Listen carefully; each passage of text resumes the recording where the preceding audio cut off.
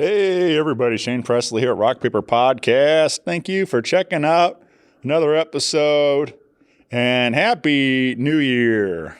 Very excited to be back with you in 2025 now, and very excited to have a brand new episode.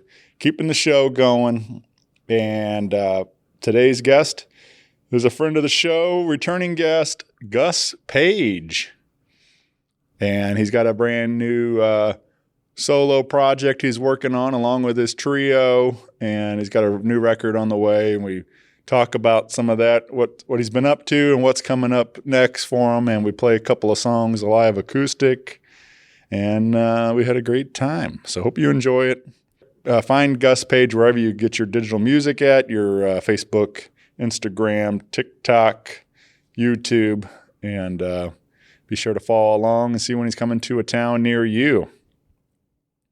And if you need anything from me, you can always find me on the socials. Email me, rockpaperpodcast@gmail.com, rockpaperpodcast.com for everything else. And yeah, I'd love to hear from you. Let me know what you think of this show and what you think of these brand new Gus Page tunes.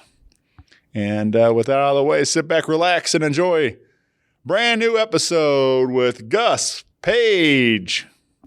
Podcast is kind of like it's like a radio show that's not on the radio. It's on the internet. Does that make sense? Uh-huh. Yeah. That's also like my mom. It makes it sound more confusing, doesn't it? It sounds like this. Rock Paper Podcast. Scissors beat paper, paper covers rock. Rock beats scissors, Shane covers non-stop. Never know what new kind of guest that he's got coming at you. Live and direct on the spot. Could be rock, folk, country, or hip-hop, jazz. All kind of folks that he has. Could be an artist or a comedian to make you laugh on the Rock Paper Podcast. double-decker fudge round, rolling round town. Shane coming at you live and direct from ground zero. He's your hero, he's your bestie. Rock Paper Podcast with Shane Presley.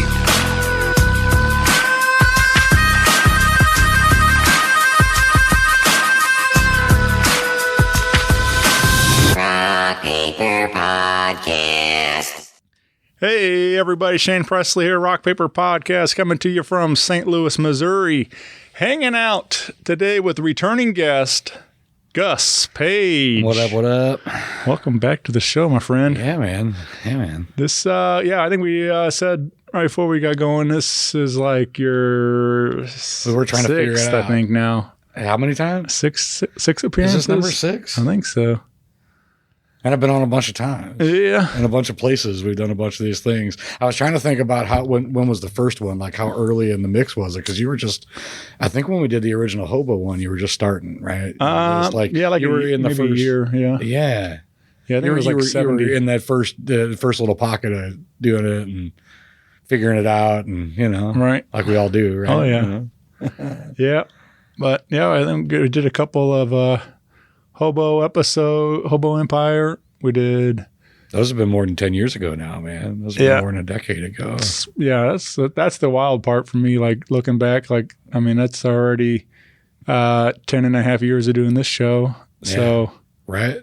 So we were probably in that first year, so that's a decade ago. Yeah. That's wild, man. But yeah, wow. It's cool though that they're all archived and preserved, and it is cool, man. I've gone back and listened to some of them, and it's cool to listen to, myself from that time frame and what I was doing and what was going on. But the old friends and some of the people who aren't around anymore. For sure.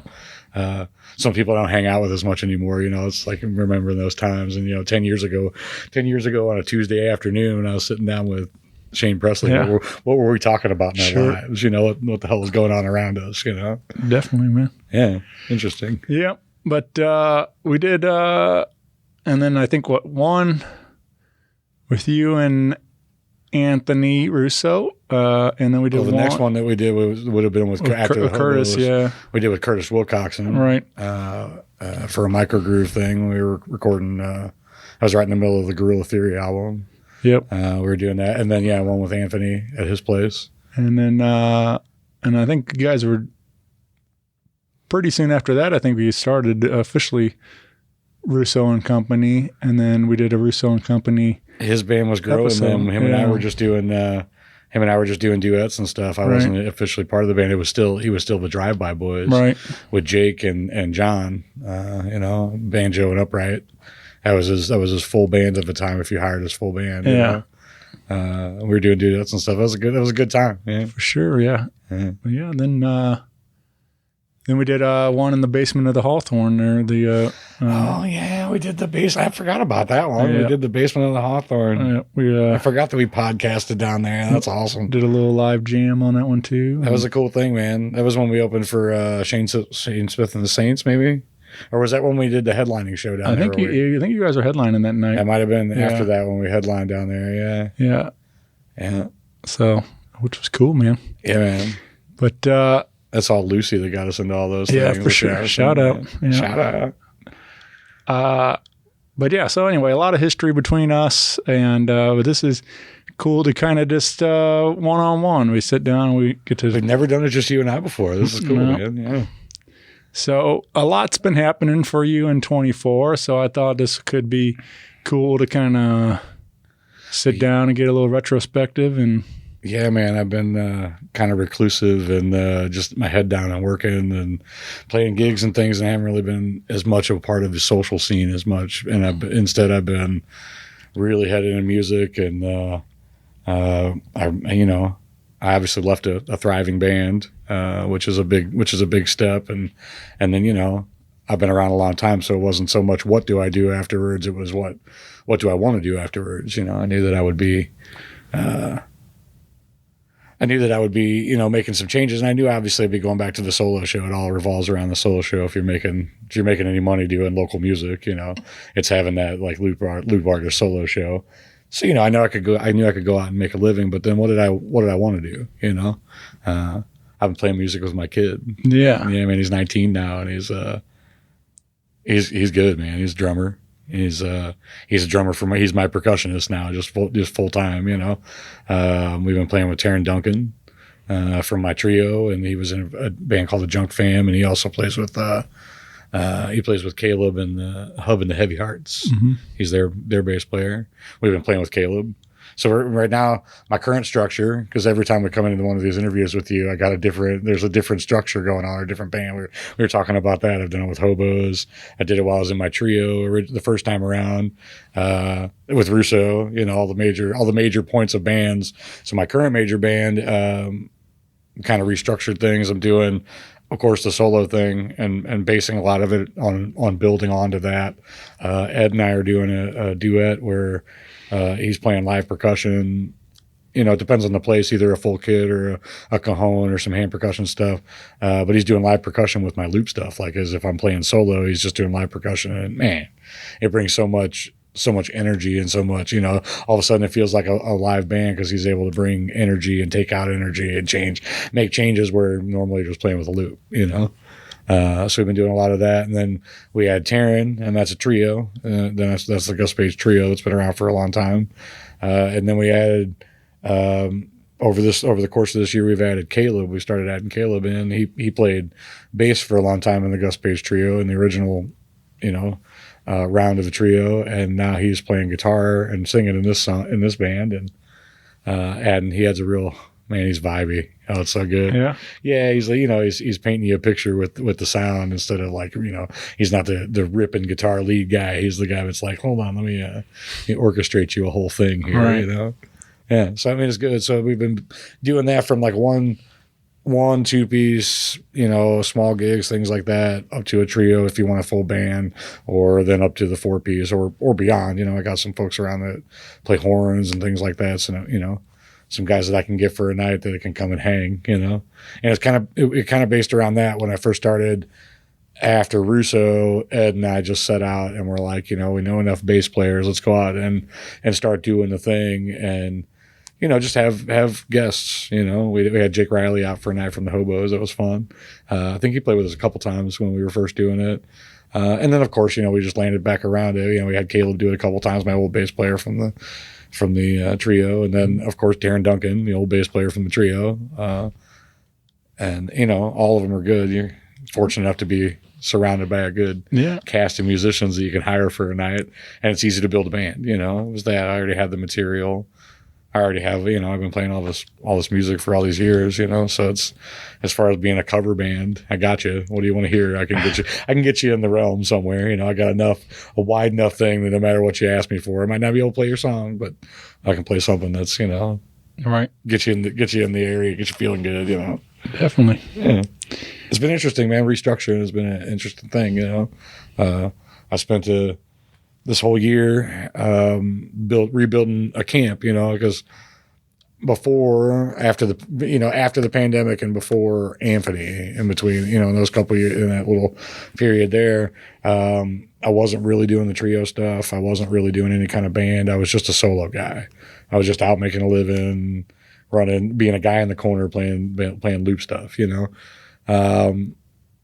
And I was doing some different things. I was actually bringing out my own percussion and like live looping, like a djembe into stuff. And I was doing some different things. Then the pandemic hit, and of course, you know, it paused everything. And so everything, when you come for everybody, I think when we came back out, you came back out in a different place than you were when you went in. You know, and after all that, you know, I was playing at 311 Winehouse for like every Friday night after the pandemic. You know, it was like the one little community I allowed myself to kind of be partially safe in and just kind of go out and not be surrounded by too many people, but get back out and play and do the thing. And it was cool, man. I played there, like, you know, week after week after week, and started hanging out with Anthony. You know, that was one of many first places that I came into contact with Anthony and joined his band and stuff, you know. Yeah, you guys were kind of both doing the same thing, running in the same very much circuit, and then so it just made sense, I think, at the time for you guys to kind of do some. It did. It was comfortable. It was easy. We both brought stuff to the table, you know, especially in the really early days. You know, anytime you play a new duet with somebody that you're comfortable with more as a person than as a musician, haven't had a lot of time on stage time. Anytime you do that, it's really just a matter of, you know, well, you know a bunch of songs and I know a bunch of songs, so we'll pass back and forth and do that. And that, of course, was really natural with him, you know. We both do that side of things where we can just go be the solo guy and do the work well. So obviously when we started crossing paths and doing this, you know, felt good to do the same things, you know. Right. Yeah. And then you guys did really well with Russo and Company. You got to do some really cool things, including one of my shows that I was super fortunate to have you guys a part of, and we had a lot of fun and raised a bunch of money for brain cancer awareness at Debstock in 23. This is the kind of shows you'll just, man, as a musician, I play so many shows, you know, week after week I'm churning out shows, and that's how you make a living at it. And the ones that come up like that, the Debstocks, the ones that somebody's actually doing something that's got some real stuff behind it, raising money, doing a good cause, tipping the hat to somebody that's gone, you know, or just the things that other people are going through, the same stuff that your mom went through. There's, you know, other families and other stuff going through that same stuff, and those things are so wholesome, man. Yeah, it was so much fun to be a part of that, you know. Yeah, it was a good day for sure. Yeah, and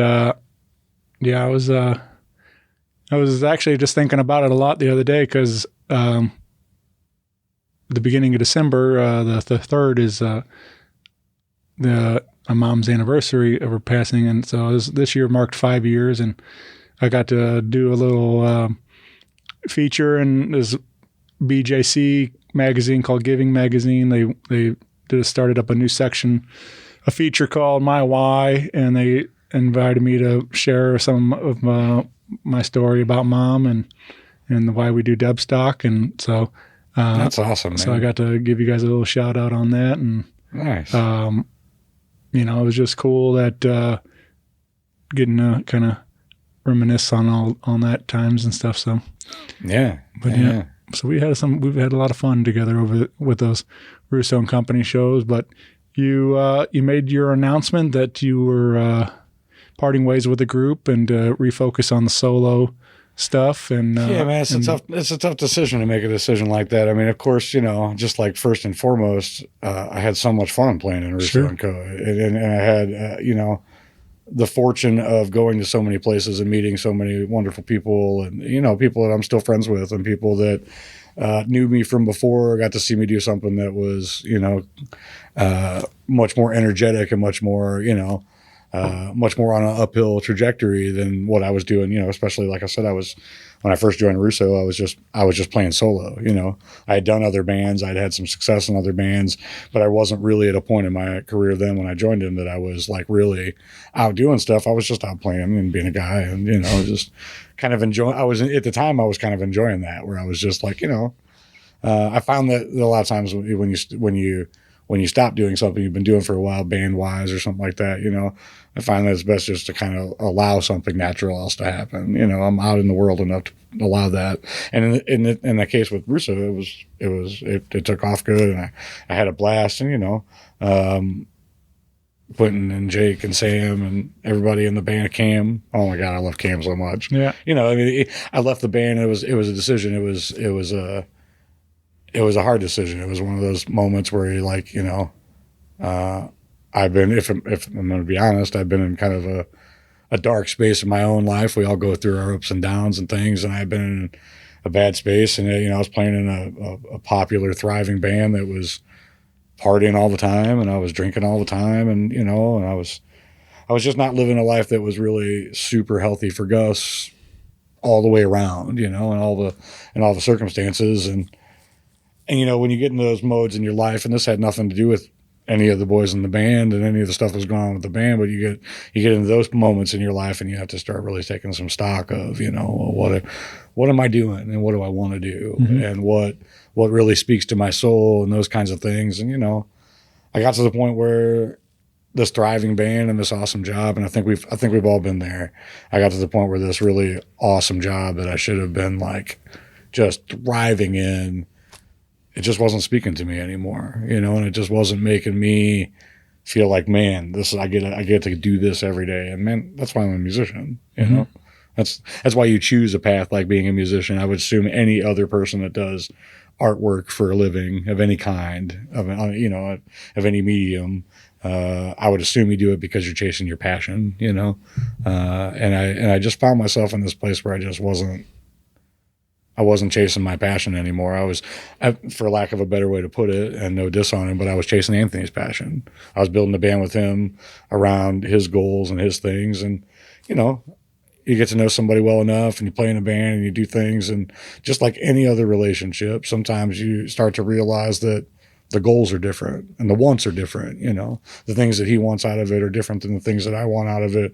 And that doesn't make either person incorrect. It just kind of got to the point for me where it was like I didn't feel like I was really accomplishing the goals that I wanted in life in the long term. It was the end of the year, and we had some downtime, and looking at what they did this year, that's what I was signing up for. There was no actual contract, but the metaphorical contract of, if I stay in the band in going into springtime, I'm not going to leave them in the middle of the height of summer. You know what I mean? So if I'm signing up for this whole next year. And in this year I've done a lot of other stuff, man. Things that are really speaking to my soul. For instance, playing music with my kid is a big one. And I've recorded an album. I got an album coming out in the late winter, early spring, February into March, I got a couple things dropping. I'm sharing one with you guys, an acoustic version, one with you guys today. That's a song I think most people that know me will know already. Well, you started off in May with a single, Riverside Blues. Yeah. Which man, I love that track. It's a great tune. It's a guy named I'll give you the real deal on that track. All right. That track is me playing rhythm guitar. And that track is me singing vocals. Okay, so I went down with Anthony. We went down to Nashville and we recorded. And we did it with a guy that's a friend of his. And I like to think now a friend of mine. This guy named Mark Dreyer. he's an old Nashville stud, for lack of a better way to put it. He's played with everybody. He's done all the things. He's recorded all the things. He used to put out he did a thing like what you do here, man. He used to put out a magazine. I don't know all the history on it, but he was showing me and telling me about it. That was basically like the who's who and the where's where of how to find local music and talent and people. And pre-internet days, there was a pamphlet or a magazine or whatever. And he was the guy that did all that. So, he's just been around that world forever. So, I was kind of a tourist on that. I got to be a tourist on that adventure with Anthony. We went down and he recorded Drink and Drive, his tune Drink and Drive. Mm-hmm. That was, we both paid for a little studio time and did our tracks and that. And Mark Dreyer just laid down. I went down and just got the Nashville special, so to speak. I came in with the song and my acoustic guitar, and I laid it down, and old boy made it special. And Mark Dreyer made it special. Man, it's so good. Yeah, it's fun to watch a guy like that work. So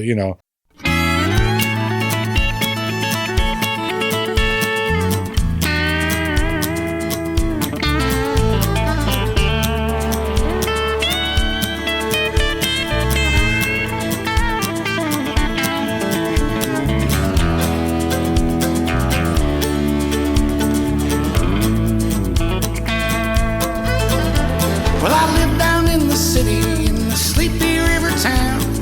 Half the things that happen here can't wrap my head around. You bet I'm working overtime just to pay my dues. Captivating mama, take away these Riverside blues.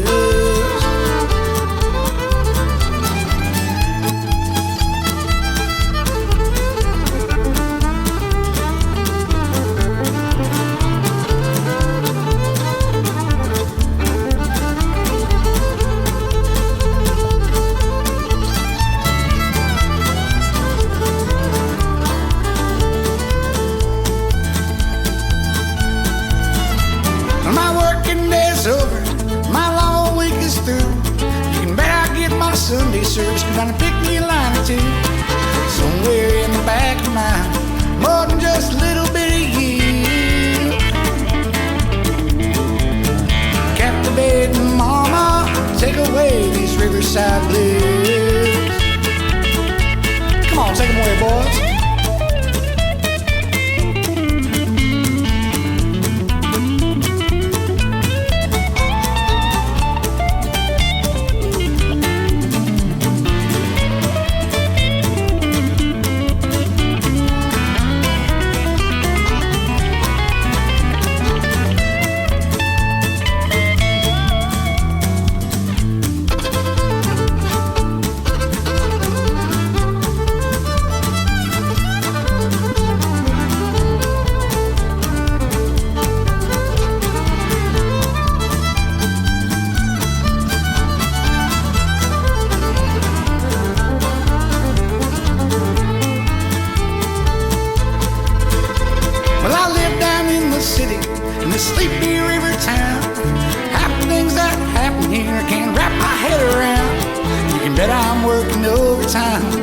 Just to pay my dues. Captivating mama, take away these Riverside blues. Captivating mama, take away these Riverside blues.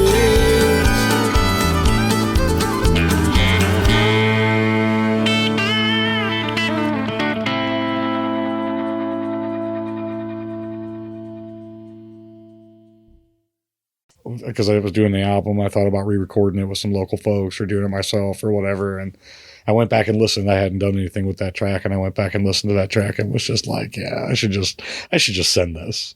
I should just make sure that it's mixed and mastered properly and just put this out into the world, because I'm probably not going to do anything else with it. And Mark Dreyer laid down all of his tasty, it's so good, man. All the things I could dream of being a guitar player, that guy does in his sleep or over breakfast, Yeah. But that one sounded real nice. You can find that one on your favorite digital platform. But just like yesterday or something, as we're recording this, you released a brand new single. It's not a new single, but it's a new single. Yeah, Right. It's an old song. But Tell Diane. Tell Diane. And this is one that, we were talking about you and Anthony, and like this is one that I never knew the song or anything, but you guys started kind of playing it out, some of your gigs and stuff. And yeah. So this was one that you guys introduced me to, and so it was cool to hear you cut this as a song for your next album. It's something that it means something to me, man. Sure. It's important to me. So I'll share the backstory with it. And yeah, Anthony was just to be like clear and upfront. Anthony, of course, was a huge part of how I ended up getting here to releasing this and putting this out. But I shared a thing with it. I tried to do a little write up with it that kind of gave people the backstory with it when it came out, because I wanted to be very clear that it wasn't my song, and this wasn't something I was trying to claim as my own in any way, or for real, man. I'm not trying to make any money on it or do anything. It was just something that was important to me to do. When I was young and starting out as a guitar player, I didn't start playing guitar until I was like in my teenage years, and I sucked like everybody else. When you start playing guitar, I was terrible, and I annoyed my friends and family members with it, and I wasn't any good, right? And then I started playing with Josh Pitts, who was in Hobo Empire with. But at the time, when we first started out, he was playing in a metal band with my friend Ryan Williams, and him and I met. His metal band was called Thoughtless. They were good. They were good, but it was screaming metal, and as you can imagine, if you know Josh, Mr. Fleet Fingers on the guitar. I mean, I don't know anybody's got faster fingers than Josh. You put him in a metal scene, and he was just mind-boggling, So I met Josh through them and through my friend Ryan, and we started playing together. And my friend Ryan in my life is a guy that I spent, my formative years. I smoked my first marijuana with Ryan Williams, and some different things. He probably wouldn't want me to tell those stories now because he's got little kids and he's more straight and narrow than I am now. But hypothetically speaking, yeah. There was a time, but it was that. And my friend Josh Brandt. I met him through that connection, and so all kinds of connections in the very early days of my music career when I was getting acoustic and all those things, and he gave me my friend Josh. His dad had turned him on to Mike Jordan because he was in that scene, Rumple's Pub and Spaghetti Music Factory or whatever all of it was. I'm only old enough to have played in and know Rumple's Pub. I don't know all. I wasn't there before that, But his dad was a part of that scene, and he turned me on to Mike Jordan. He said, this guy's a great songwriter, and what he was trying to show me that I didn't understand at the time was that, this guy's a dude that's like you that went out and did it, being such a good friend. He's trying to share something with me, and he gave me a cassette tape, which I'll shamefully admit that I think it went to a junkyard in a car that I smashed, which I, have got in trouble for ever since, of course, of Mike Jordan. And I listened to the shit out of it. And this guy is good. He's got several tunes. Whiskey and Water is his other big one. But it doesn't really exist in the world. And even then I understood it to be something special. And Josh and I talked about it. Josh Brandt has been trying to get me to play this music since then. When is this happening? When is this happening? When is this happening? And we started trying to do it with Josh Pitts' Acoustic. This is the first time. It's the first time that I tried to really explore any of the Mike Jordan music. And the obvious choice is Tell Diane. I mean, you can talk about the guy. He's a good songwriter. You can talk about the rest of his catalog. But clearly he died in 92. Clearly over all these years, Tell Diane's the one that sticks, that everybody plays. There's people that play it, and I've heard about being played as far as like New York and out on the West Coast and places. And it's there's a couple guys that regularly play it in Chicago, and there's several guys that regularly play it around here. Harry, I was just talking with Harry Fry. He's one of them. He was a good friend of Mike Jordan's. He's a guy that plays around town. And he plays it and was listing off a couple other guys, because he was, of course, we were having a conversation about the new track and about Mike and all that. And, it's just such a warm thing. And when we went to Nashville, Anthony and I originally went down and recorded a track, which I doubt he'll ever use now, to do this, to release Tell Diane. It was a couple years ago. And I'm not involved in the band anymore, whether they ever released it or not. It wouldn't be with me. And it was something that meant something to me. So I thought, what more appropriate time of my life if I was going to do it. I went to the what really pushed me this to actually decide, okay, this is the moment in my life. I have this album coming out. There's a place in down off of 44. I won't give away details because it's not my place to give away details. But there's a place out in the country that is owned by Dave Brandt and Josh Brandt's dad and is that camp and the people that originally turned me on to this. And he was kind enough to let me go out and take over in his space, in this space. It's for some perspective for most of the people that are listening, they probably know the size of this place. It's a lot like Redfish Bluefish. It's a building off of the back of his property that is it's a private. It's not actually it's not a public bar. But it does have a bar top and a stage, and it's a place for music, and it's a place for creativity, and it's a place for friends and love of music. And Dave Brandt is he loves music. He's got an insane record collection there. And, I spent, I don't know, the better part of a week out there over the course of a couple of weeks. I spent several nights, working overnight and recording. And he let me just take over this space to go through old recordings that I had already done, because I do all my own in-house recording when it comes to my production, the Gus Page production stuff. I just prefer it that way. I have used some guys outwardly before and had some good things, but I like to be able to work in a slower pattern. You go into a studio and you rush through something. You got X amount of hours and your band's got to put down this, and then you got X amount of hours for that, and before you know, your budget's gone. Before you know it, you're like, man, we're way over budget because we spent too much time cleaning this up or too much time doing that. So I decided that I would go and do what I normally do, and get ready to record this album. And I asked Dave if he would let me use his space, and he did. And I went out and recorded an entire album. I'm excited about it, man. It's the first time that I put out an album as Gus Page. I got 7 albums or something, some nonsense with my name on it. I put out, to be clear, it's not the first album with just my name on it, because I did put out Following Tradition in 2017, I think. But that's all. There's a couple of originals, but that's all traditional music. That's all public domain stuff, that I wanted to kind of touch to the past and do things. And I was learning how to use Pro Tools. I was learning how to use my whole setup, And so while I was in this space, man, recording this album and going through old recordings and figuring out what I wanted to use and not use and re-record and trying to put together an album that is really a picture of Gus. If I'm going to put out something now with a band with my name on it, if it's all original music, then I really wanted to go through. I didn't just want to put out what I'm currently playing. I got some tunes that I'm currently playing. I got some tunes that I've played for a long time that I don't want to put on the album. They don't speak to me now anymore as an artist. And then I got some tunes.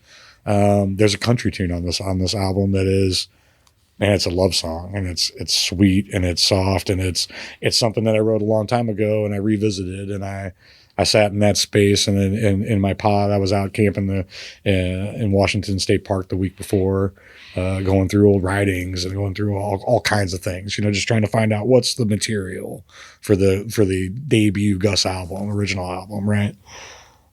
And as I was there doing all that and talking with these people and listening to Mike Jordan over their speakers and stuff, how do you not sit in that room and record something of Mike Jordan and put out a something, And I could have done some of the other songs, but I feel like Tell Diane's the one that everybody plays, Russo included, Harry Fry and other guys around town included. In St. Louis, there's 4 or 5 different dudes that that regularly play Tell Diane outside of me. So, it's not something that I own. It's not something I'm trying to say I own.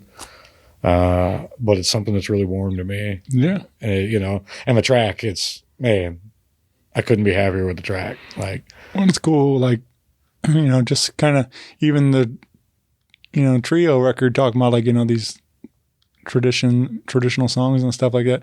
Like, that's your version of it. This Mike Jordan song is a song that's been around that you're passing down to another next generation. It's just keeping that memory alive, keeping these songs going and stuff. And, great songwriting holds up the test of time, It's like it's fun to continue to keep sharing a great song. Well, I think if we're being honest, I thought about some other songs, Russo, and then do this one. And, I know he's had some interest and we recorded it and all that kind of stuff. And I thought about doing a different one. But if we're being honest, to your point that you just said there, songwriting lasts, and Tell Diane is the song that Mike Jordan's legacy as a musician is unintentionally built on. Mm-hmm. It's the one that everybody plays. It's the one that everybody does. So for me, it's the one that's most obvious and most like, if you're going to tip the hat to the guy, play the song, share the thing that people love the most and share the really warm thing. And hopefully, with any luck, I'll get people to go and check out other things of his.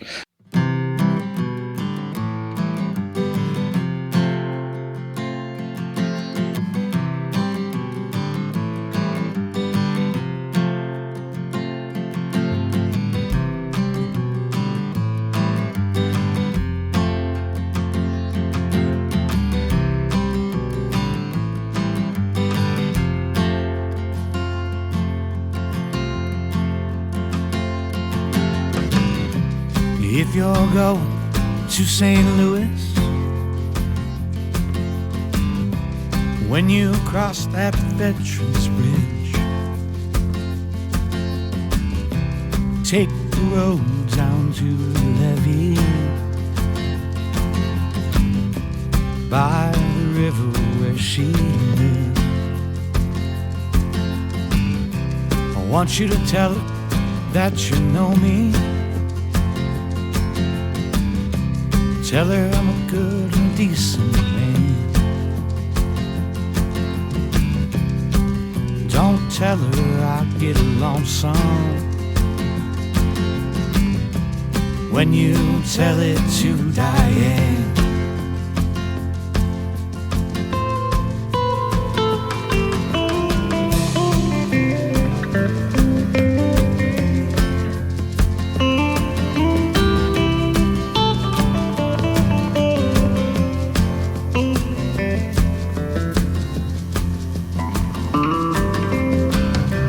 Tell her I quit gambling away my money. Tell her I quit drinking away my time. Tell her that she saw me with another woman. Tell her she was beautiful and fine.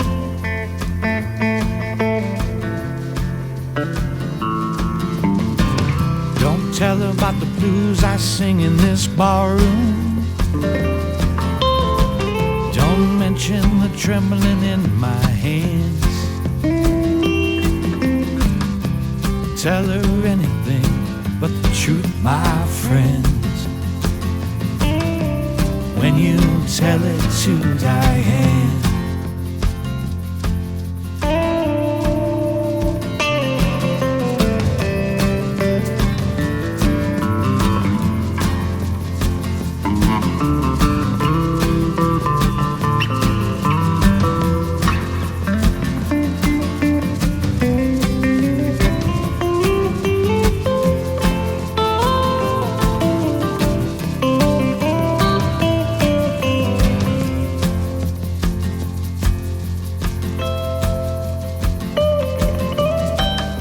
Before you go, here's a couple dollars.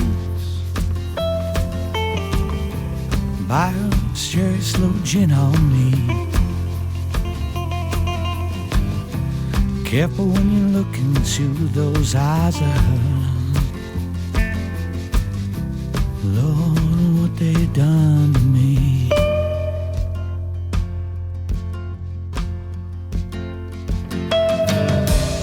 if you're going to St. Louis, when you cross that Veterans Bridge, take the road down to the levee by the river where she lives.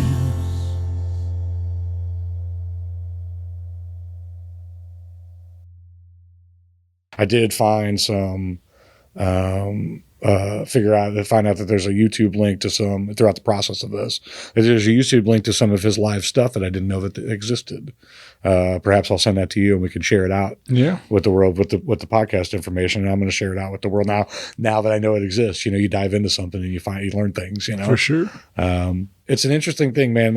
My Jordan is, a guy that walked before me in my footsteps, man. You know, I said this in the write-up, you know, we walked on the same cobblestone and played in the same bars, you know, with different names on the building is the only, and a different year, you know.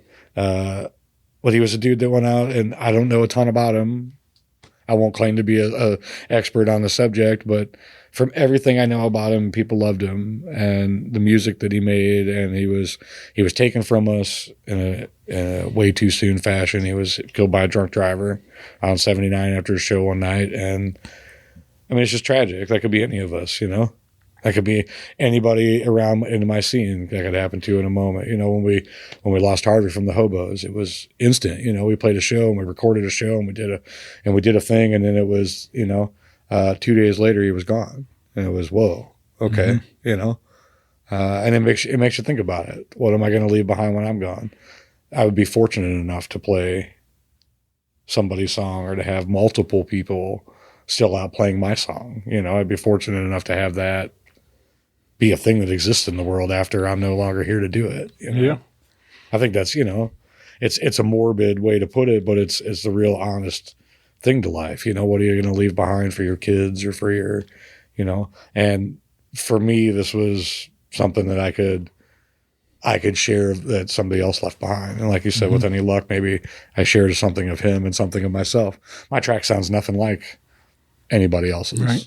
It's got some like real soft, hollow body electric leads on it, and which was not something that was originally to the track. And, you know, it's got a lot more percussion than anything I've heard previously.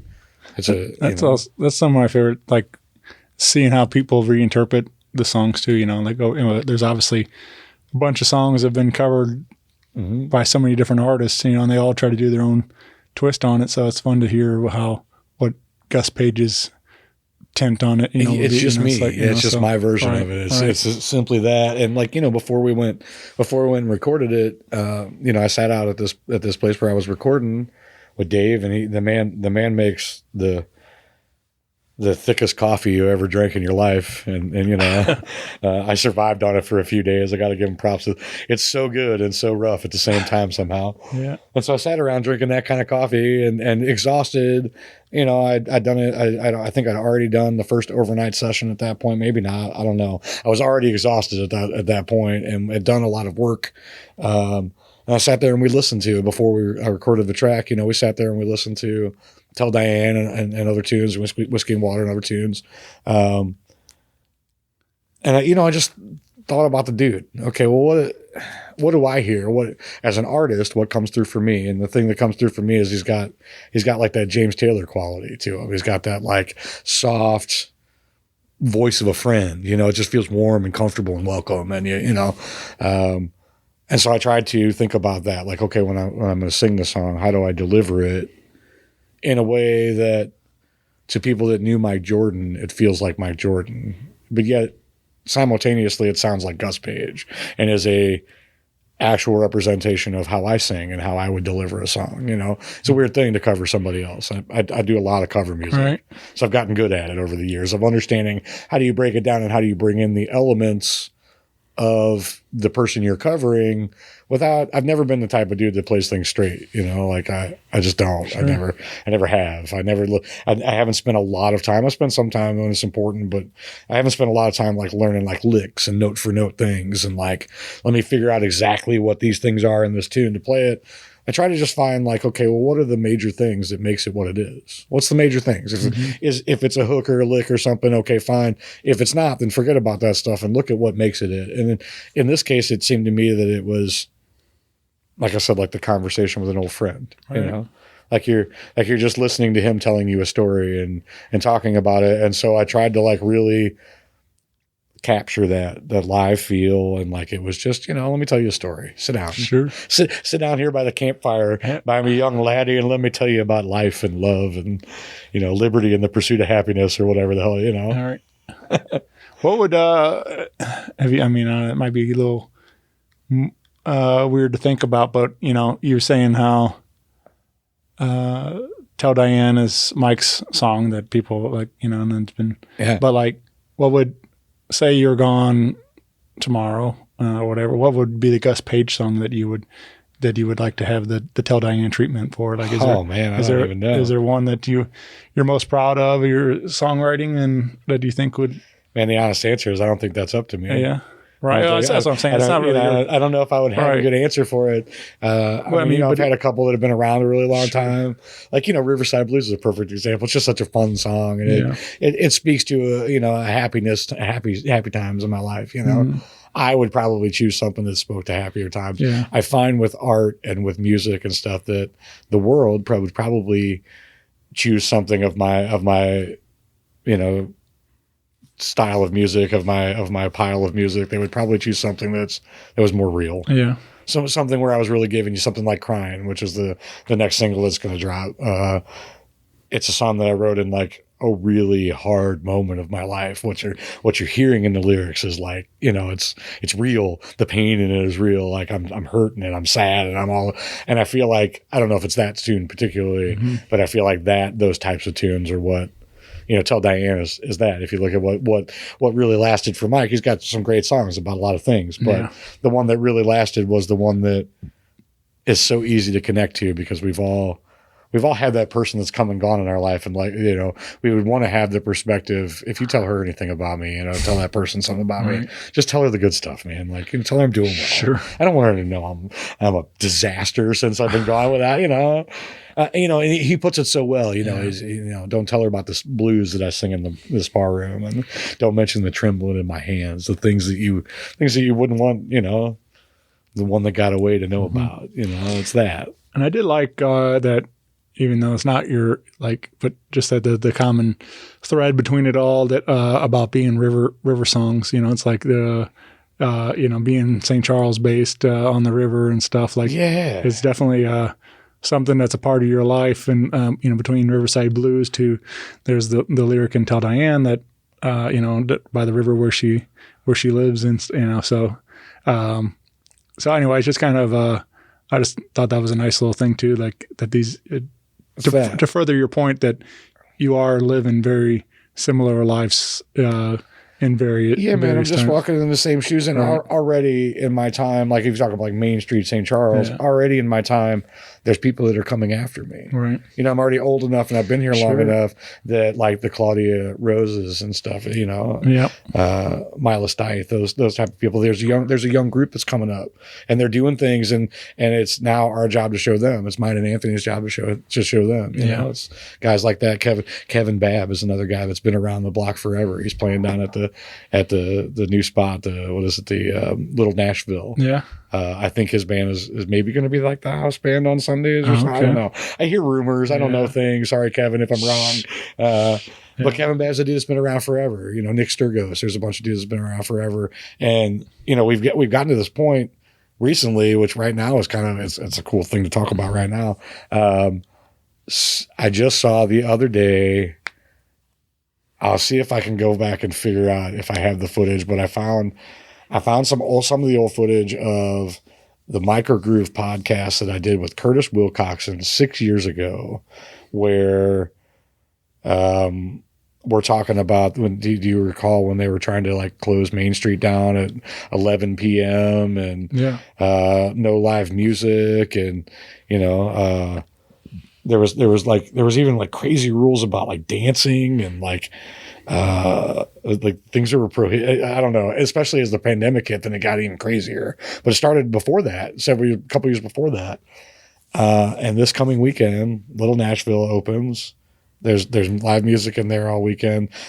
Quintessential is doing music all weekend. Not just the late night folks. They're not just doing, the DJ, they do that.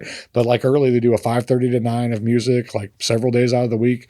Guys like me or Nick Sturgos or Claudia or Amber or those, there's a bunch of people that are doing those. Savor has live music, continuing the tradition in that room of Rumpel's Pub and all those places, and Bombshell and all those places that had live music for all these years. There is some music that happens in Novellus. It's very few and far in between, but once in a while it happens. But now the Honky Tonk, the Midwestern, has live music going all the time. 6 years ago, they set out to shut us down and say that live music was causing the issues. At the time, there was a lot of DJs on Main Street, and that was really that late night, like dollar beer, dollar shot kind of crowd was, DJs was really not going well. It wasn't being policed properly by the bars themselves that existed. That I don't think any of them that were really bad exist anymore. But they weren't being policed properly by the bars themselves. And so therefore they were causing trouble in the community around it, causing all this, so on and so forth. And then of course all the politics get involved in it. But this weekend for me, for Gus, for a dude that's been around forever and is one tiny part of a giant St. Charles Main Street music scene, it's a win this weekend, man. There's going to be music in every little corner of Main Street, and another new bar is opening. The Midwestern just opened. They're trying hard to turn it into a thriving scene again. And instead of being based around the DJs and things that were causing those style of bars that were causing the issues, they're basing it all around live music, man. We fought for this. Curtis Wilcoxon and I, and Scott Hensley. I could sit here and list over and over and over again. Tony from Tony's, man, that dude fought hard, all the bar owners, man, they fought hard against it. And it took a long time, and there's new legislation now. They actually have, I'm not a bar owner. Before I say any of this, apologies to any bar owners if I get it wrong or if I don't portray it right, but they have some what seems to be practical legislation, which came through the bar owners, the Main Street people, the musicians, the bartenders, anybody that was willing to stand up in, City Hall and in front of the city council and state an opinion. I say we won. And when I say we won, I don't just mean like we beat the government. Like I feel like we actually got to a point where enough has changed hands and enough has happened, and good and bad along the road. But now we've gotten to this point where that legislation that's in place that's more practical than what used to be there, and the bar owners and the designs and ideas behind the bars and the fact that they're surrounded by live music and that they centralize around live music, Main Street's starting to really thrive again and starting to be a safe place again because it's got the right vibe to it and the people that care about it and the right policing and the right laws and things to keep it, to keep the bars really paying attention and making sure that they're doing the proper policing themselves, and then the police on top of it, and then the community around it. And like, it's finally 6 years. I didn't know it was 6 years ago. We talked at the beginning of this, how fast time goes sometimes, how you look back at something, you're like, whoa, that was 6 years ago. Right. But we did, man. We won. And this is, and so, all of these things culminating into a solo Gus album, and to me making a giant choice it wasn't just Russo and Co. I made some pretty major choices in my life. Over the course of the last year, I have changed the band that I play in, which was major. Cut your hair. I had a major shift in relationships in my personal life. With friends and a long-term female in my life. I have changed where I live, what I do, how I approach things. Heck, man, even the way I dress is different and stuff now. Like about a year and a half ago, maybe, I started to trip and say, I'm going to do whatever makes me happy. And now I'm doing it, And it's been good, man. Yeah, man. It's been good. Well, let's talk about Cryin. They said this is we did a live acoustic take on it, but this was one you said might be the next single. It's going to be the next single. Yeah. It's going to come out sometime I don't have a date. It's going to come out sometime in January. I got a team around me that's working.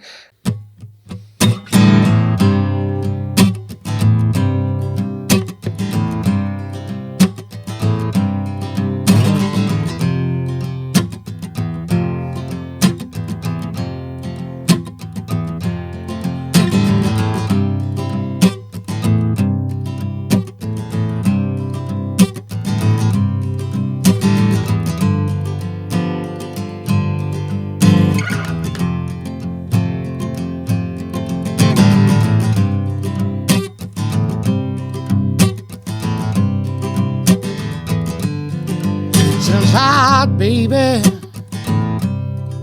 but I can't sleep. I'm losing my mind, but I can't weep. So lonely, lonely, baby, here in my mind.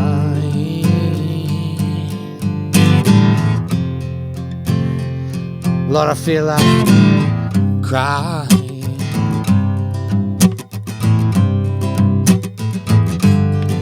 See, this morning, baby, I woke up alone inside my house that I can't call my home. So I woke up dreaming of you, baby. My heart was flying. In my mind, Lord, I feel like crying.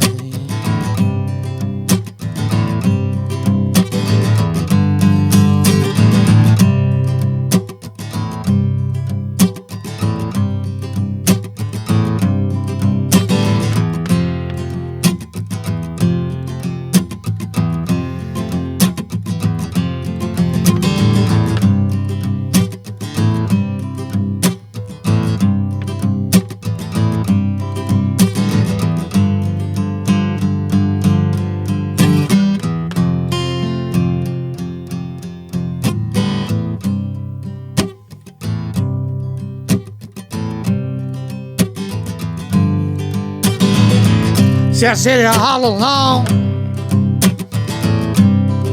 losing sleep. In my mind, I'm gone. Somewhere that I can be with you, baby. In my heart, I feel like I'm dying. In my mind, Lord, I feel like crying.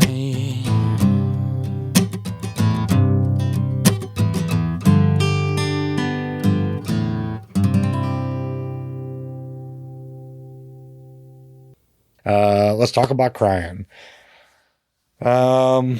So it's a tune, and I've said this before publicly and on stage, it's a tune that for me is really an example of sometimes the hardest things that you go through teach you the beautiful lessons and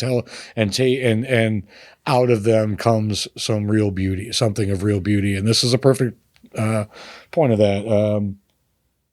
I wrote it, if I'm being real, more or less to just, I was trying to distract myself from the hardness of something I was really going through, and I was really hurting, and I was, just heartbroken, to put it simply. And instead of trying to, just like wallow in my own crap or go get drunk or something and forget about it, I tried to put that energy into some music and writing something that was real. I never really thought I would do anything with it, if we're being honest. But hell, if I'm being honest, most of my songs I never think that way.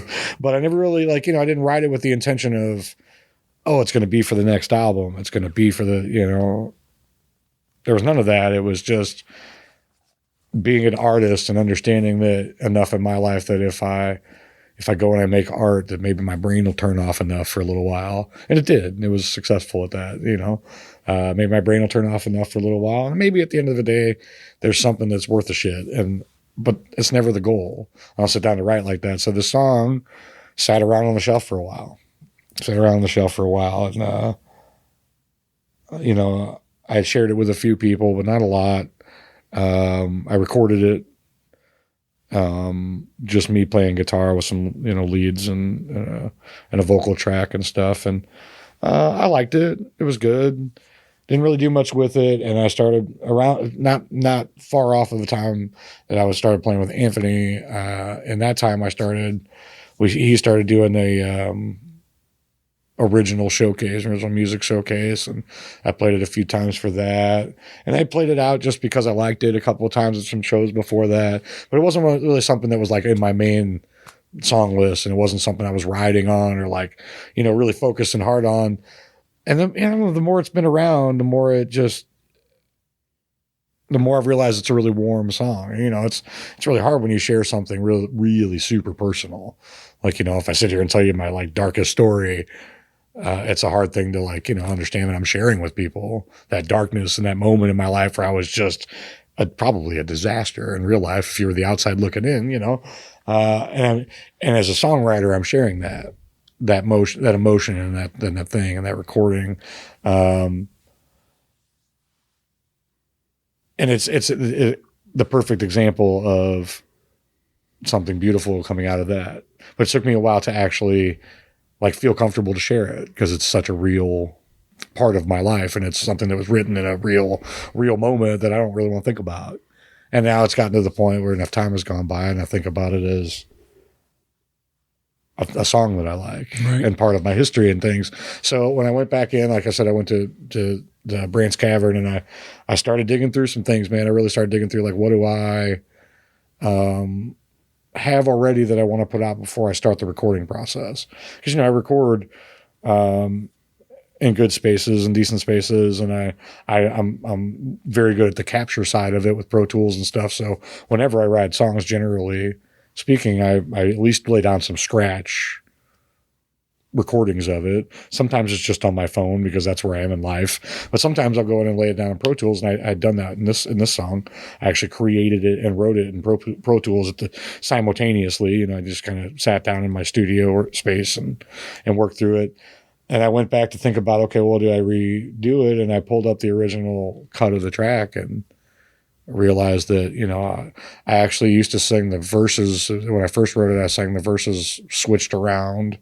So that's changed. So I went back and redid the vocals in a more studio style session. I left the original rhythm guitar, which is played on my old blue guitar that I've been playing forever. And, you know, I just left the rawness of it. And then I brought my bass player in, Taryn, and Ed in on the drums and built a song around that. And, oh man, it's so good. It's so warm.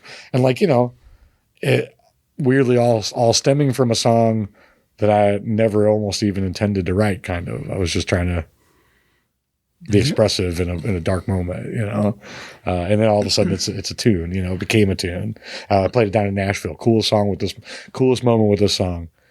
Went to Nashville, same trip to Nashville where I recorded Riverside Blues. We played the Bluebird, the famous, you know, open mic. Signed up and we did the thing and we played it.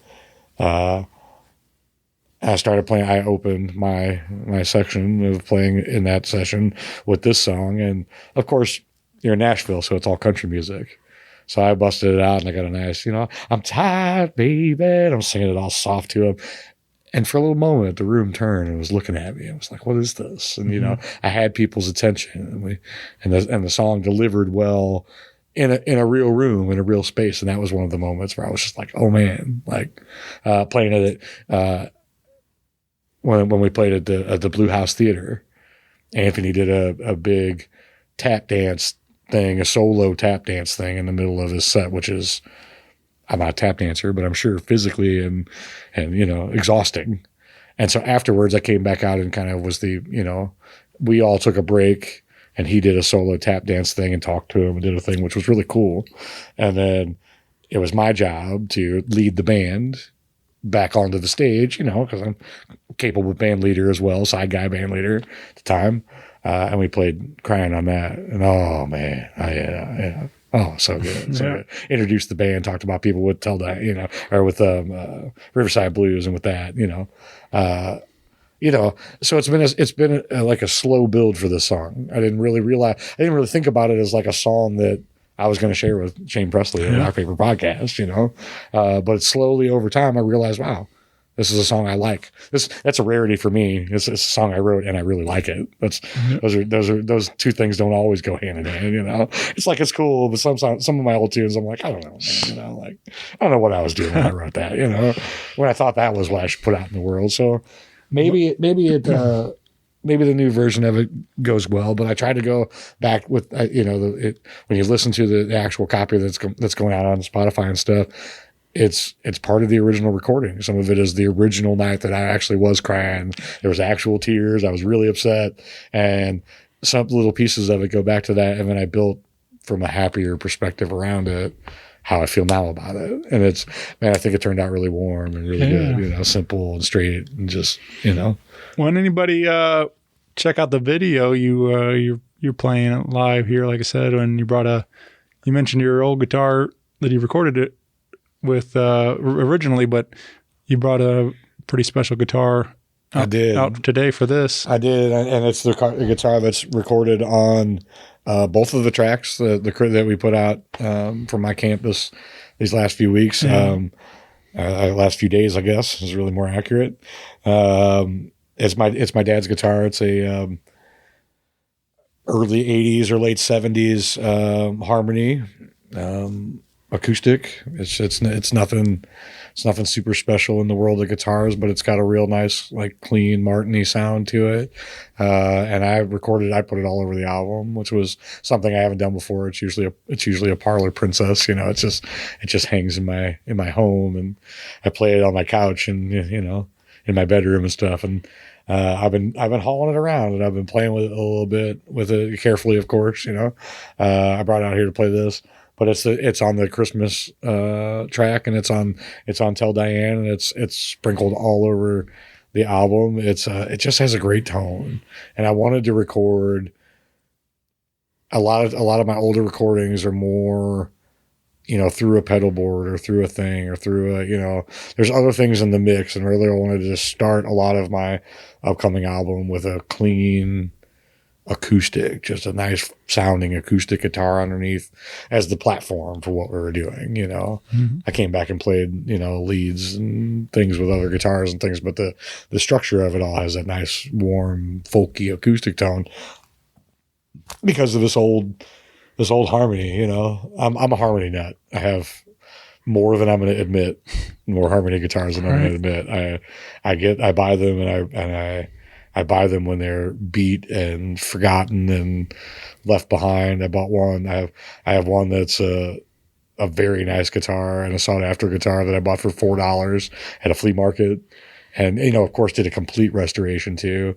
The new guitar that I'm playing, I've been playing a new guitar. It's a 19. They made it, I don't know the exact year on the one I'm playing, but they made it this model from 68 to 72.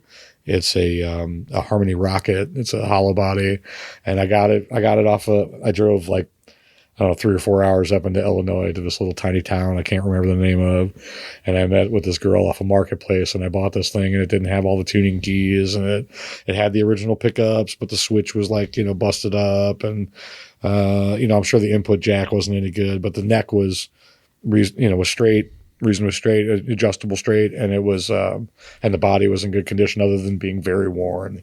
It's very, very, very worn, and it's, I don't know what it's done in its life, but it's whatever it is, it's a lot, you know? And so I restored it and did that kind of thing, and that's the other guitar that's on the Tell Diane track, and it's, I got a guy, I don't know if I'm supposed to publicly say his name, because he's just a dude that does little tinker work, but he's fabulous. His first name's Jordan. When he's called Jordan, he is phenomenal. He rebuilds his old guitars with me, and the new one sounds fantastic. This one he didn't do this one. This one's been around for, you know, all these years. My dad passed when I was 6, almost 6, and I didn't even know this guitar existed as an actual human being until I was a teenager, and I got interested in guitar, and, you know, started asking my mom about it, you know, as a young teenager, and she was like, well, I got a guitar for you. And my Uncle John had kept it for me for years and is, you know, just nice and safe. And he dabbles a little bit and he played it and did some things, you know. And he kept it safe for me, and I learned how to play it, and I was terrible, and it was set up terribly, and the action was awful on it, and you know, all the growing pains of starting something new. You know, when you first did your first podcast, I'm sure it was nowhere near as smooth as you do them now. You know? Oh no, it was radio gold. It was radio. Who was just listen? You've been doing this a long time. Who was the first guest? Do you know off the top of your head? Yeah, the first like guest stuff we just so I started the show with my buddy Chris, and we the first one was just us. It was like an intro thing. Second one I think was my buddy Mike Howington, was a friend from high school, and second guest was Mike Garcia, another friend from high school. So we just started. And then it was about like, I think 5 or 6 episode we got Steve Ewing, and that was like when we're like, I really like, cool dude. Yeah, that's when I really kind of like wanted to dive into the more than just music and comedy and stuff, having entertainment on them. But it all started like, I mean, even that, like Mike Howington was doing comedy, and Mike Garcia had been on, had been doing like a Ninja Warrior type of stuff. So he would, you know, was involved in that kind of that world. So, you know, these things like I wish I could be a Ninja Warrior. Yeah, right. Yeah. I've never been an athlete, Jane. I don't know. It's not my bag. Yeah, I don't know, you know? For sure. Yeah, I'm definitely not a Ninja Warrior, right. but you know. No, it was. Yeah, I totally get it, man. This show's a great example of that. It was like we started with a single mic and a dream, and you know, here we are. I mean, that's it, man. Yeah, that's it. I started in a basement with a guitar, and flash forward all these years later, I've made a living at it. I've raised kids on that living, and you know, for better or for worse, I've done it and gotten better at it each time. And I've been on your show a bunch of times, and each time the show gets produced better, and then what I hear afterwards is better. Yeah. And how we do things when we sit down and do it is cleaner and nicer and neater. And you know, you learn things. Even still, if I came back a year from now and did another show, you'll be doing it better than you're doing it right now. Yeah. You know, I hope so. I hope so too. Man. Yeah. We got one more track we wanted to share, and we're coming out of it, but still a great song and worth a share. And are we talking about the Christmas tune? But we just did a you had a very limited press run on this one, being that we leaked it out right before Christmas, and but we have the song "The Spirit of Christmas."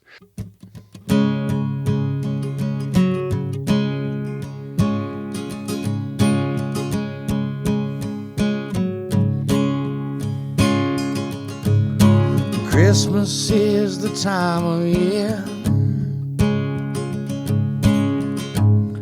to be with the ones you love, spreading so much joy and cheer. What a wonderful feeling, watching the ones we love having so much fun, sitting by the fireside, or taking a walk through the snow, listening to children's choir singing songs about Jesus, the blessed way that he came to us. Why can't he remain?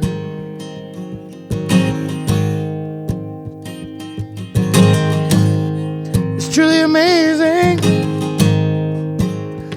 that spirit of Christmas.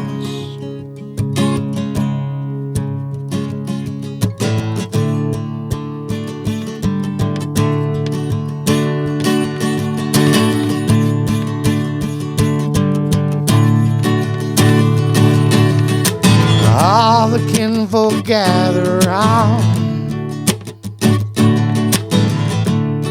the lovely Christmas tree.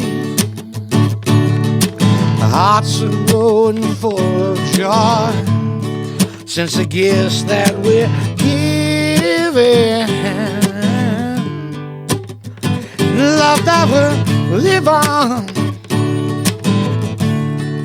Why can't it remain? Oh, through the year, each day the same. That's what I want to hear.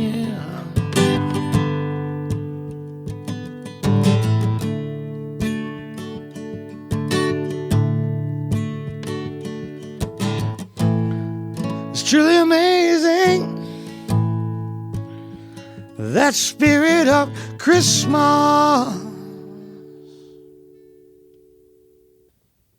Now we got 10,000 likes or 10,000 views. Oh, wow. On it, views on it. yeah, the video is 10,000 great. people, 10,000 times that video played on somebody's Oh, yeah. device or something over the course of a couple days. Yeah. I was blown away by that number. I mean, I didn't really set out with any expectation. I just Sure. wanted to share something.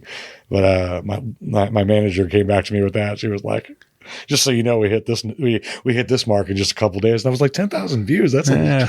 a lot of views. I'm a guy from St. Charles. Man. All right. That seems weird. The video is great. You got to you collaborated with Lucy on that, right? Yeah, and that Tyler. Kind of, yeah. We got it, Tyler. Yeah, the two of them are. Well, all right. So we'll talk about the little backstory there.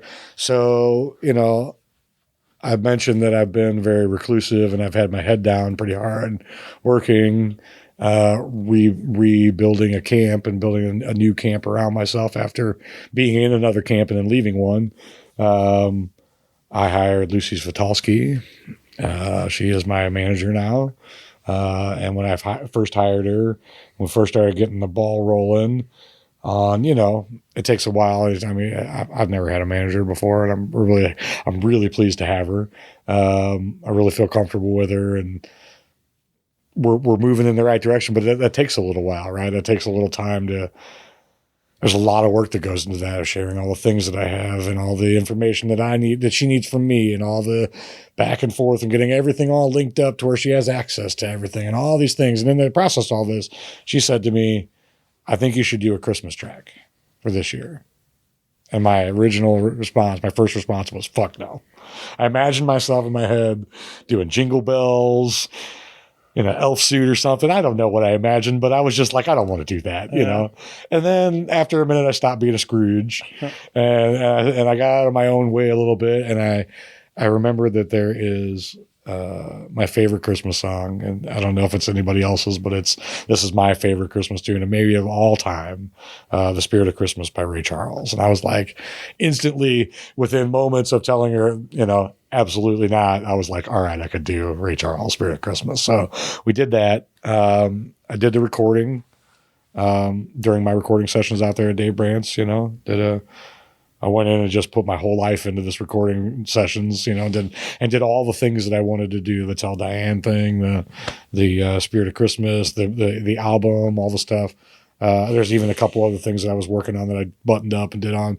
But then we started talking about, well, what do we do? I got this really warm Christmas song that I started, but all I really recorded was the rhythm guitar and then the vocal, which I honestly thought was going to be a scratch vocal. I was just like, I'll lay it down for you real quick, because Lucy wanted to take it to her dad, Phil, up in Chicago. She was going home to visit, and their whole family is musical, crazy, awesome. They do all kinds of stuff, a lot of musical history and talent and know-how and stuff in that group. And so I sent her with some scratch tracks. And she had her dad lay down, he had Phil lay down some piano and synthesizer and things, and just spruce the track up a little bit, make it feel Christmassy. I recorded the acoustic version, and it's nice acoustically, but you start adding the little bits to the sauce, and the sauce gets better. So he laid down those things, and we brought it back here, and I did a crazy late night session after a gig. With Taryn Duncan and with Ed Page for the bass and percussion, and laid those things down. And warmed up the track. I'd laid some nice hand percussion-y stuff down on it. Taryn laid some nice warm bass.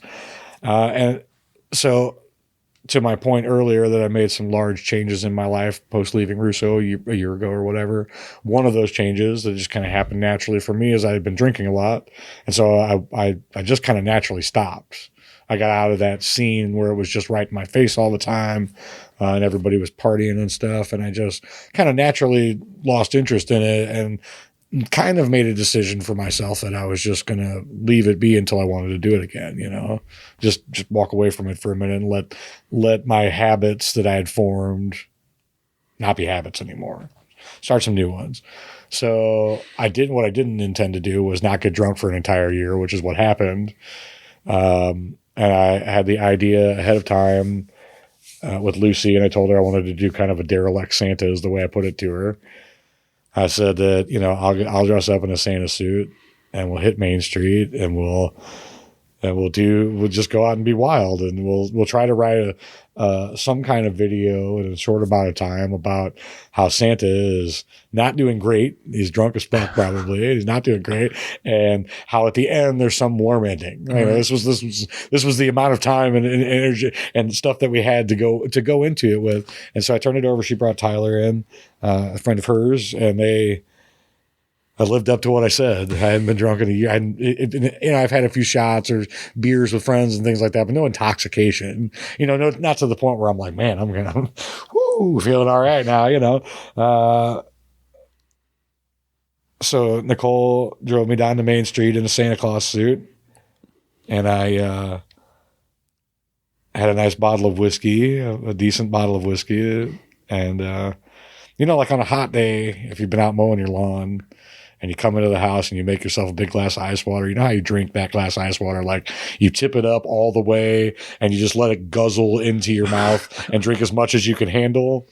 I didn't drink as much as you would with water, but this was the technique for the beginning of Santa. We pulled into, everybody's been down to Main Street. We pulled into the garage right there where you can walk right out to the little pathway right there. And I just tipped up this bottle and was, you know, sober at the time. I smoked a little pot. I was sober at the time. I tipped up this bottle and I walked down. And by the time we got to Savor, where I met with the group that, you know, was there with us doing it, Trudy and Lucy and Tyler and everybody. And I was already starting to feel pretty buzzed. Yeah. I don't think I've ever drank that much whiskey at one time. So I didn't know what the outcome of that was going to be. Maybe good. Maybe Santa's vomiting in 5 minutes. I don't know, man. Like, I don't know. Have you ever tipped up a whiskey bottle like that and just like glugged off of it? Like I didn't like to hit it, you know, just tip it up and hit it. All right. Just opened her up and just, you know, there was significantly less in a large bottle of whiskey than there was when I started, you know. I'd never done that before in my life. Yeah, you know? I don't know that I've really like done much of that, but I did. I drank a lot of whiskey before. Sure. You know? When the worst for me was one night we were like having like this going away party for my buddies that were going to Iraq and stuff. They were so we were throwing a party at the house, and I was like one of the only guys that had like my own place at 18, so like it was kind of a party pad. But yeah, if you got your own spot at 18, it is the party. It's not kind of the party pad. Quit playing. And we, I remember I had a bottle of SoCo in the freezer, and we were like, I started filling like this juice glass, like whatever 8-ounce juice glass. Your standard small juice glass. Yeah, and I was doing like shots with that. That's not a shot glass. Yeah. And I'm like, sir, that's not a shot glass. And I think I did like 5 in a like. I did one, and then they were like, you know, like, yeah, do it again. My friends encouraged. Yeah, when you're young, a little encouragement is all it takes, you know. So I did a couple of those, and I was like, and it wasn't but a couple of minutes later, I'm, you know, hurling in the toilet. So I was like, but yeah, I don't really mess with that stuff too much. But I had one of those around 18 where I thought it was a good idea. I didn't understand it wasn't a good idea. I had I wasn't 21, so somebody was buying booze and was like, "What do you want?" And I got 2 big bottles of like cheap wine, which was my plan for the evening. I was just going to hit off these bottles, and like at 18 or 19 or whatever I was, that was fine. I would have survived just fine with that. But they were playing drinking games, and there was a big bottle of Jack Daniels, and I started doing shots of Jack Daniels with the bottle of wine, and I'm chugging the wine, and I'm hitting the Jack Daniels, and I'm chugging the wine, and I'm hitting and that only leads to one place. Right. It only leads to vomit everywhere. It was terrible. But since then, I can drink some whiskey. Sure. And despite what people might think, because I always tell them I don't drink, I can in my life put down some whiskey. And that night was a blast. I had a ton of fun. It's nice the drunkest I've been not just in a year, but in a really long time. And I arrived at Savor kind of already headed that way. And of course they fed me shots, and we did the little gimmick shot of me sneaking behind the bar and my friend Sally pushing me out from behind the bar. And that was all, it was fun. We did some little stuff, and, here I am drunk as fuck as Santa and doing the thing. And we wandered over to, we were originally supposed to film Saturday, and that Saturday was like cold as can be and pouring down rain and this and that. And we kept being like, okay, well, it's supposed to clear up later. We can go Saturday night, because we wanted to do, the only real plan that was in place, I'm sure Lucy had more of a plan than I did, but the only and Tyler, they had talked, but the only real plan for me was Derelict Santa. I've told him if I show up sober and try to be Santa and try to do funny videos, I'm going to be stiff. It's going to come out lame. So I'll just show up and get really drunk, and you guys can do whatever you want to me. Yeah, if I'm scraped up the next day, I don't care. If my image and my ego is bruised a little bit, I don't care. It's Santa. It's not Gus. It's Santa. It's Santa. Right, Santa. Santa. You're a method actor. Hello, Santa. Not method acting, yeah. I was Santa Claus all day that day. That's true. So then we went over to the honky tonk for Sunday service. We ended up doing Sunday night. So, of course, all my friends are at the honky tonk. So why not go to the honky tonk? And it was cool because Anthony knew right away, because he watched my camp walking in front of me. He saw Lucy walking and my people walking in front of me. And he knew right away who it was. But most of the people, from what I gathered after the fact, at least for the first couple minutes, I was just that. I was Santa. Right. I wasn't Gus walking into the honky tonk and creating a big scene like I could probably as Gus. I could come in and be all excited and probably get the crowd riled up. But I was Santa Claus doing it, and it was awesome. And then, the night persisted. And, of course I went up and sat in with the band and played music. And then, they're doing 6 to 10 at the honky tonk for Sunday service with Anthony and Russo and Co. And they're doing 7 to 11 with Fazio and friends, Adam Fazio, at the Midwestern next door.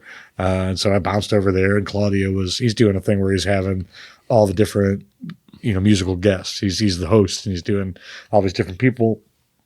And it was Claudia Rose that night, and I got to hang out with her and be obnoxiously drunk and go play music with them and with her and stuff. And that was awesome. And all the stuff that you see in the video, none of it is, you said I was a method actor. I was not a method actor. It was just the method. I was just drunk. Tyler was like, hey man, walk down the street. Let me get you like a picture of you walking down the street with the whiskey bottle. And I'm like, okay. And I start walking down the street with the whiskey bottle. In my mind, I executed it perfectly. Right. When I saw the shot afterwards, not so much.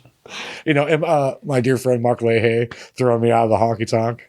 That was a fun one because I'm wasted drunk, and I'm up in his face, and I'm like, you're going to throw me out of this thing. And we're going to get this shot of you throwing me out of this thing. And I'm like, man, you got to be like mean to me. You got to throw me out.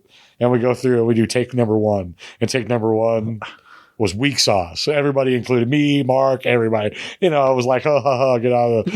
And then of course I get in his face, and I'm like, all right, man, you motherfucker, you're going to throw me out of this home. I'm drunk as can be as Santa Claus, just like an inch away from his face, just pepping him on, trying to, as you do with a close friend, trying to encourage him. Well, so then I get distracted. I'm drunk, so I'm easily distracted. And I get a photo taken with me. And I'm, okay, I'm doing the thing, and I'm looking around, and here we go. All of a sudden it's time, and I'm not ready. I'm not ready now. I wasn't paying attention. I didn't know we were getting ready to do this, and I'm being grabbed by my Santa suit, and I'm being ushered out the door, and I wipe out, and my face goes down, slides across the brick a little bit, and Mark's on top of me. And of course, that's the shot. That's the Right. shot that we wanted the whole time, you know. But it was a blast. It was a lot of things like that, and I got to spend it and do it with some people that, you know, it was warm. I got to thank everybody for involuntarily being in my music video. All right. I didn't I didn't pass around like, some kind of things that everybody had to sign. Disclosure, You know? yeah, I suppose yeah, somebody right, could yeah. object, but it was pretty funny. I figured that I was the one that looked like an ass of anybody, Yeah. so it's probably fine. Will you sign this release agreement? Yeah, can you please? Right, yeah. I think everybody that was in it was happy to be in it. I got a lot of people later that were like, "Man, I wish I'd have been there that night," because that was kind of the point, is that I've been around St. Charles for. I was trying to figure it out, man, how many years I've actually been playing on Main Street, and when I came around, and it's the better part of 20, the late part of the early 2000s, so 2000, maybe 7 or 8. You know, my first album I put out with Josh is in 2009, I think, or is it 9? And then the other, I don't know, man. So much has happened. All right. But it's pushing on 20 years. It's 15 to 20 years Yeah. that I've been down there year after year after year, month after month after month, playing gigs and different bands and solo and duets and all the things. And that was kind of the point, is that if I want to do it, I didn't need to think about where to go to shoot a video where there would be people that I personally have relationships and would want in my video, you know. There's a nice shot of the Krills in there, my friend Joe and V. I think you've met them a few times throughout the thing. There's a nice shot of them dancing, you know. Yeah. They had this weird thing where they generally speaking, he's a pain in the butt and she's in charge. And generally speaking, most of the time, the only thing that'll get them to dance like on cue and on command is when I sing Tennessee Whiskey for them. It's a thing between friends and between, I've known Joe longer than I was a musician and V and shortly thereafter when they got together. So, it's a warm thing, and there's a shot of them doing that and singing and dancing. Nice. And there's all kinds of people in the video. There's all kinds of stuff that went on and people that I wish that there would have been a better shot of and that kind of thing. But I knew that if I just went to Main Street, regardless of whether it was Friday, Saturday, or Sunday night, if I went to Main Street when there was stuff happening, we could have a lot of fun with Derelict Santa. Yeah. And if I was good and drunk, I wouldn't care about how dumb I looked or how ridiculous I might have thought I was being or whatever. And it was executed perfectly, man. The new camp that I'm working with, I built around myself this year, is outstanding, man. And the production is starting to become a very well-oiled machine. And the Christmas track and Tell Diane were meant to be and set up to be perfect examples of that. Things that I'm going to release before I release an album, things to lead up to an album, That's start to show people what I'm actually talking about, so that when I'm talking about the upcoming album, they're not wondering what's going to come. They're going to see the videos that we created for these other things and the songs and the sound quality. I've gotten so many compliments on the sound quality. We did that podcast with Curtis Wilcoxon forever ago, and Curtis is so good. I'm so he's a tattoo artist. If anybody needs an amazing tattoo artist, Curtis Wilcoxon is your guy. And years ago we did all this music stuff together. He went to school up in Chicago, and he's a certified, audio technician, audio engineer, and so working with him, I went through the process, and I was doing this myself. I was doing the Tell Diane track myself and getting ready to do the Christmas track, because I'm capable. In Pro Tools, I'm no certified audio engineer, but I'm capable. And I sent it to him with a really sweet, because he really did help me very much to get to the point where I'm a capable Pro Tools user. From start to finish, I can create something and put it out to the world. And I was working with it, and I sent him a nice thank you and sent him the track and stuff. And he was like, "You need to come over here. We need to do this. We can do this better." Because of course you can. Because he's a certified guy. And to be honest, man, all the work that I've done over the years, like, he's the dude.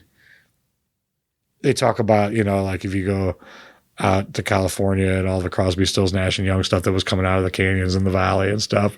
If you go and you say there was a couple of dudes that they were working with in that space, and they had a sound, and that was why they were working in those spaces, because there was a feel and a vibe. And Curtis has got that, man. Nothing sounds like Curtis's stuff. Yeah. It's so good. And Tell Diane and the Christmas track, I know how to lay the stems. I know how to do those things. I'm good. I'm I would come close to certifying myself in those. I know what's necessary.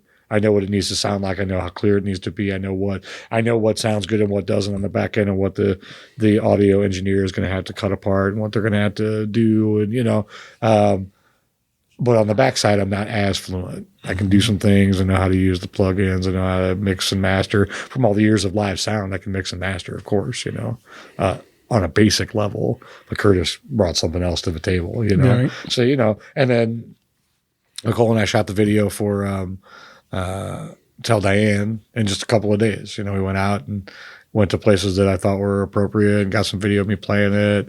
Went out to Foley, Missouri, where Mike Jordan lived and was, I think he was originally from, or at least spent a lot of part of his life there. His family was there.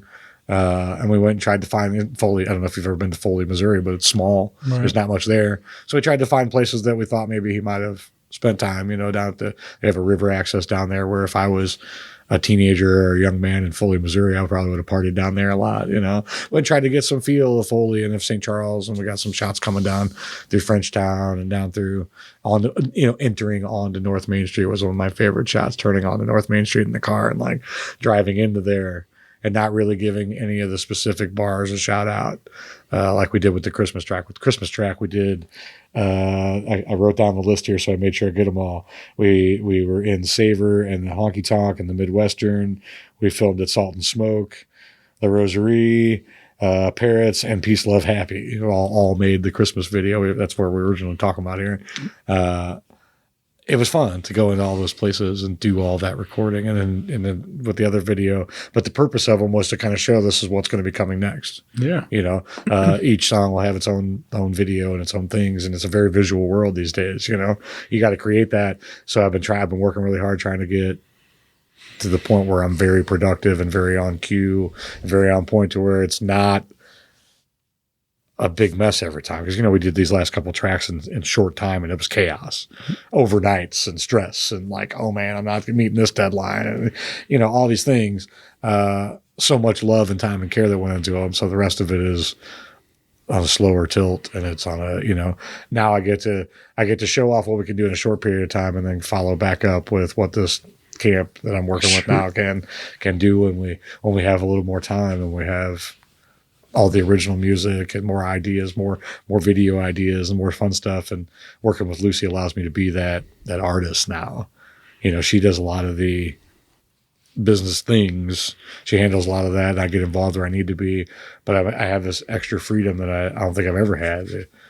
My job is to go do dumb shit like a Santa Claus video. Right. You know what I mean? Like, I love that. And to record, and because of that, I had time to go and actually record this album and do the things, because I'm not wearing 900 hats.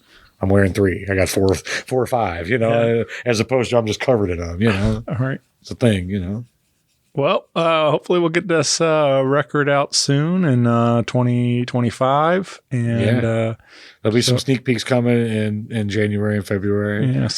Cryin is going to be the first one. It'll be out in January. You can get plugged in with Gus Page on your Facebook and Instagram for more info. Subscribe. Well, we got YouTube, right? I got YouTube. Yeah. I'm on TikTok. I'm on all of them. Yeah. Subscribe to all of them. Gus Page Music on everything. Come on and find me.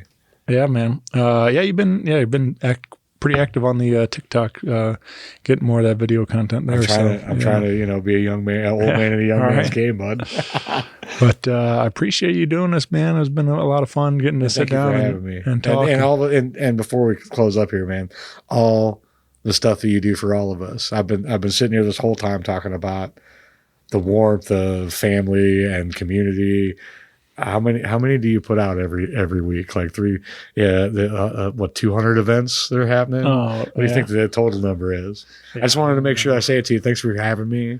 Right. And like, I get the pleasure, along with all of my other musician friends and so much more, of being promoted in your podcast stuff that you do, and on your list of what's happening in St. Louis.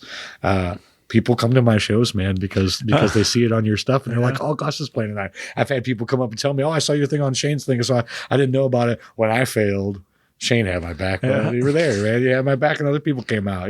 When I didn't get the information out far enough, you did. You know, and the 6 times now that I've been, or whatever it is, I've been on your podcast.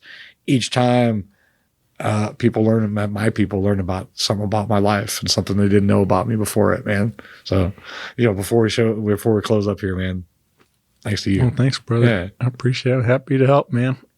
It's a lot of fun watching you do your thing, and hopefully, like I said, we'll do it again, and the next time we'll be even better. I'll come see you sooner, and we'll do it better again. All right, yeah. I can't. But I look forward to it, and but thanks for doing this, and I'm excited to hear what's next from you with the new record. So keep an eyes out for new Gus Page music coming soon. Coming soon. All right, brother. Well, thank you. Peace out, man. And I'll see you soon. Bye, everyone.